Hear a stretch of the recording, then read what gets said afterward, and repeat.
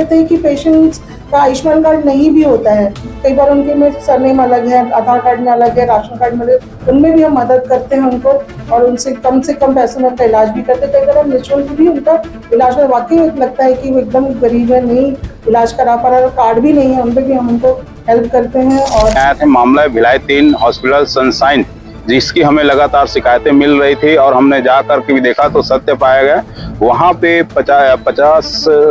50 बिस्तर वाले हॉस्पिटल है, लेकिन वहाँ 70 से 80 लोगों को एडमिट किया जाता है, जबकि 50 में से 15 आईसीयू का वहाँ पे रूम है। इसके अलावा भी आयुष्मान कार्ड में भरपूर ये लोग वसूली कर रहे हैं। कोई मरीज आते हैं तो आयुष्मान कार्ड से तो पैसा काट लेते हैं, लेकिन इसके अलावा भी वो लोग अलग से इंजेक्शन के नाम से किसी और के नाम से वो लोग लगातार वसूली कर रहे हैं। ये आरोप बेबुनियाद है। आप सबको पता है कि पिछले 8 सालों से ये अस्पताल यहाँ पे है और यहाँ पे हम एकदम जेन्युइनली ट्रीटमेंट करते हैं पेशेंट से पूरा।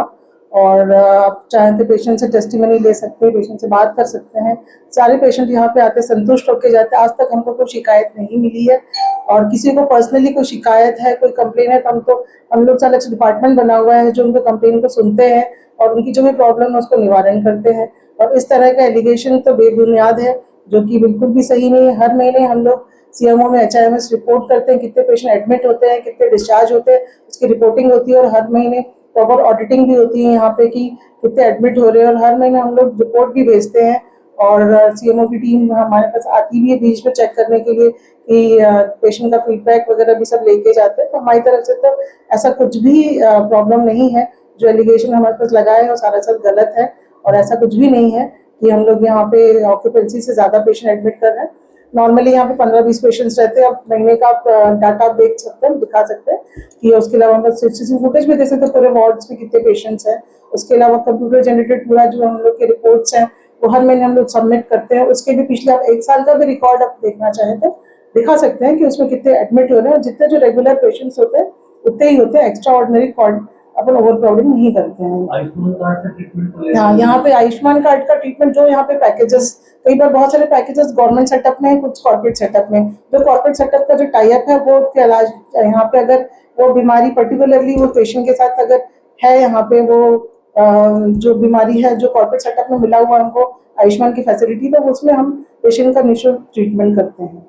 पेशेंट्स की सबसे ज्यादा भर्ती की जा रही है, ऐसा बताया जाए 50 बेड का अस्पताल है। हाँ, वही मैं आपको बता रही हूँ कि ऑक्यूपेंसी आप देख सकते हैं, खुद वार्ड में जाके देख सकते हैं। पिछले 1 महीने का मैंने बोला ना, 1 महीने, 6 महीने, 1 साल का रिकॉर्ड देख सकते हैं कि हर महीने हम लोग जो रिपोर्टिंग करते हैं वो कितने पेशेंट एडमिट होते हैं। नॉर्मली 15-20 पेशेंट मैक्सिमम, अगर गया था 25 पेशेंट, तो 1 महीने का आप देखोगे तो 80-100 पेशेंट्स रहते हैं, उससे ज्यादा पेशेंट्स नहीं रहते हैं।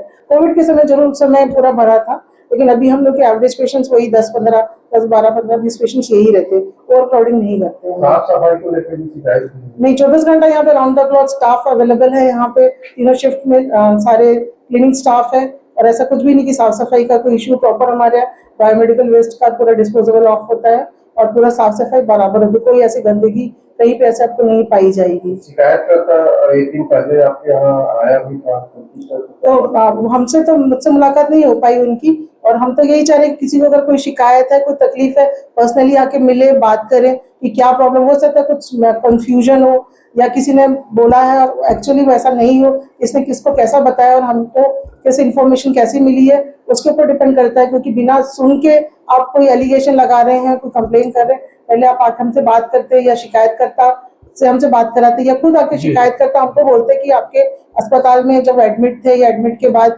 ये तकलीफ है, ये प्रॉब्लम है, तो जो भी प्रॉब्लम रहेगा वो हम सेटल करेंगे या प्रॉब्लम को उसका निवारण करेंगे कि हाँ, हमको ये तकलीफ है, हमको ये प्रॉब्लम हुआ आपके अस्पताल में, अब डॉक्टर ने ठीक से नहीं देखा या इलाज ठीक से नहीं हुआ, तो हम उसका जो भी प्रॉब्लम रहेगा सॉल्यूशन निकालेंगे उसका। ऐसे कंफ्यूज हो तो आप क्या मैसेज देना चाहते हैं? वो ये कि विदाउट एनी बेस आपको सिर्फ सुनी सुनाई बातों पे या किसी के बोलने पे आके ना कोई ऐसा एक्शन ले, आके आप हमसे बात करें, जो भी रहेगा हम बात करेंगे।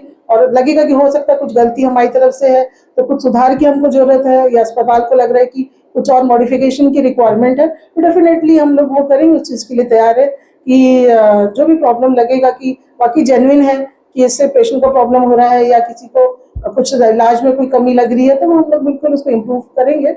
उसके लिए हम तैयार हैं, कोई दिक्कत नहीं है। शिकायतकर्ता के द्वारा कुछ पैसों की डिमांड भी की गई है?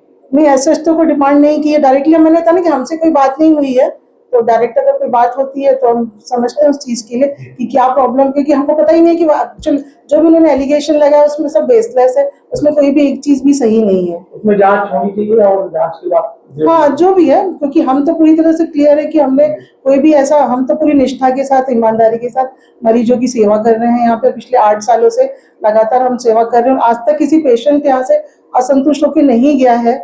हम उनको प्रॉपर उनको ट्रीटमेंट दे, किसी पेशेंट आज तक हमसे शिकायत नहीं की कि आपके यहाँ हमको ये प्रॉब्लम है। हमेशा पेशेंट सेटिस्फाई होके ही गया है। और एक पेशेंट भले हमको 4 पेशेंट वापस भेजता है, लेकिन कभी हमको ये नहीं बोला कि आपके यहाँ हमको ट्रीटमेंट सही नहीं लगा या आपके यहाँ ट्रीटमेंट नहीं है।